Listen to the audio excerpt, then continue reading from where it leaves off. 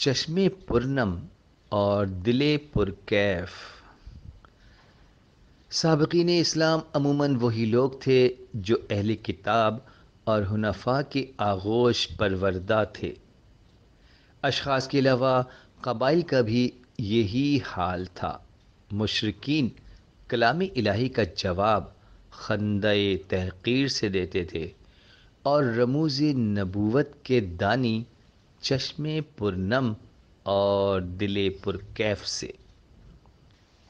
ان الذين اوتوا العلم من قبله اذا يتلى عليهم يخرون للاذقان سجدا ويقولون سبحان ربنا ان كان وعد ربنا لمفعولا ويخرون للاذقان يبكون ويزيدهم خشوعا۔ جن کو اس سے پہلے علم دیا گیا ہے، یہود و نصارہ، جب ان کو قرآن کی آیتیں سنائی جاتی ہیں تو منہ کے بل وہ سجدے میں گر پڑتے ہیں اور کہتے ہیں کہ پاک ہے ہمارا پروردگار، ہم سے ایک پیغمبر آخر الزماں کے بھیجنے کا وعدہ کیا تھا، وہ ضرور پورا ہوا۔ رو کر وہ منہ کے بل گر پڑتے ہیں اور یہ ان کے خشوع کو اور بڑھاتا ہے۔ وَلَتَجِدَنَّ أَقْرَبَهُم مَّوَدَّةً لِّلَّذِينَ آمَنُوا الَّذِينَ قَالُوا إِنَّا نَصَارَىٰ ذَلِكَ بِأَنَّ مِنْهُمْ قِسِّيسِينَ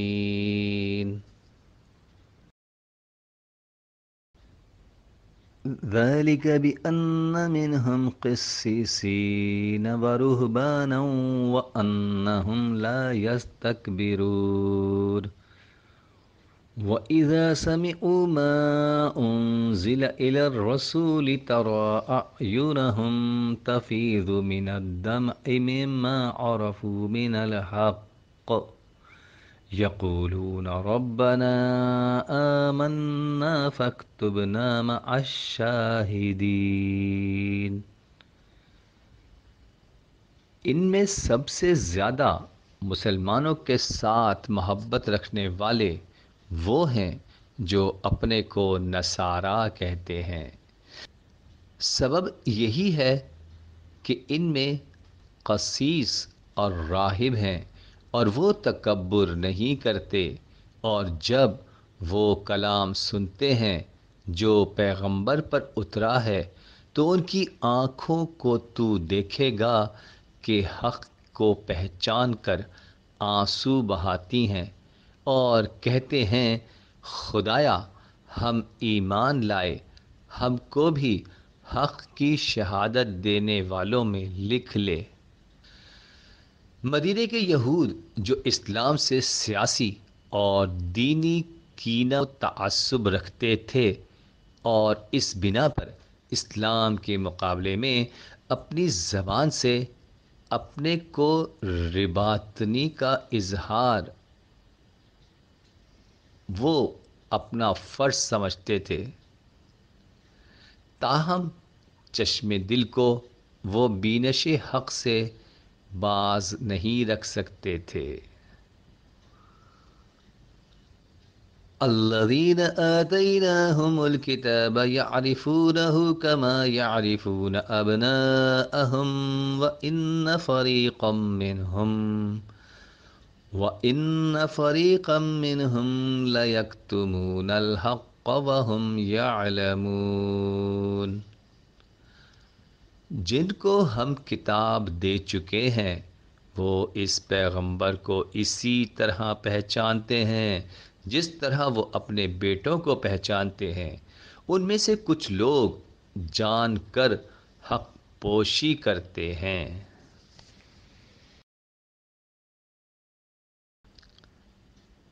حق پہچان کر اس کا انکار کرنا۔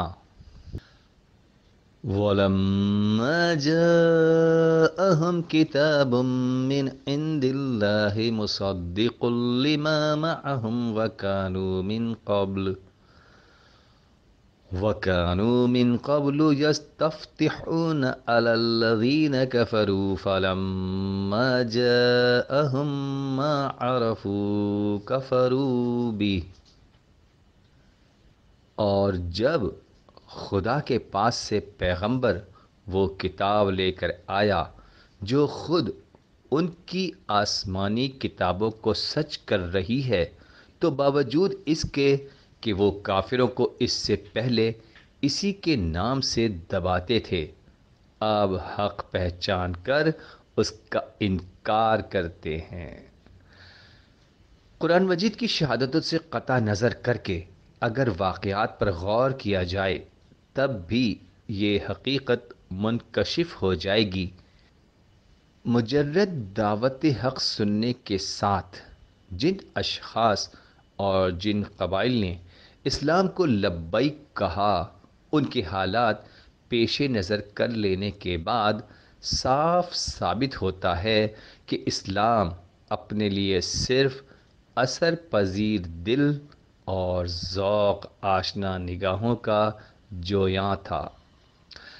حضرت سعید رضی اللہ تعالی عنہ بن زید، عثمان رضی اللہ تعالی عنہ بن مظعون، صہیب رضی اللہ رومی، ابو ذر رضی اللہ عنہ غفاری، سلمان رضی اللہ عنہ فارسی وغیرہ جو سابقین اسلام ہیں، اسی قسم کے لوگ تھے۔ ابو جہل، ولید بن مغیرہ، عاص بن وائل وغیرہ قریش کے مشرکین و کفار خدا کا کلام 13 برس تک سنتے رہے۔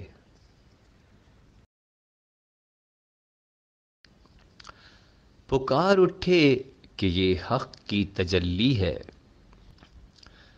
لیکن ان کے دل کی سنگینی میں کوئی فرق نہ آیا۔ ورقہ مکے کا قریشی عیسائی صرف ایک بار قرآن سنتا ہے اور ناموس اکبر کی آواز پہچان لیتا ہے۔ مکے کے مشرک 53 برس تک آپ صلی اللہ علیہ وآلہ وسلم کے چہرے انور کو دیکھتے رہے، لیکن نور الہی کو پہچان نہ سکے۔ اور عبداللہ بن سلام یہودی عالم نے صرف ایک دفعہ جمال پر انوار کو دیکھا اور پکار اٹھے کہ یہ حق کی تجلی ہے۔ رؤسائے قریش ہر روز اپنی آنکھوں سے نزول وحی کا تماشا دیکھتے ہیں اور جنبش نہیں کرتے۔ نجاشی حکومت کی مسند پر اور ہرقل شہنشاہی کے تخت پر بیٹھ کر غائبانہ کلام اللہ کی چند آیتیں سنتے ہیں اور تڑپ جاتے ہیں۔ قریش کے گھر یہ دولت خود اترتی ہے اور وہ اس کو ٹھکرا دیتے ہیں، لیکن مدینے سے بنی اسرائیل کے پڑوسی جو ان کی زبان سے آخری نبوت کی بشارت سن چکے تھے، اتفاقاً مکہ آتے ہیں اور اسی دولت ابدی کو اپنے گھر لے جاتے ہیں۔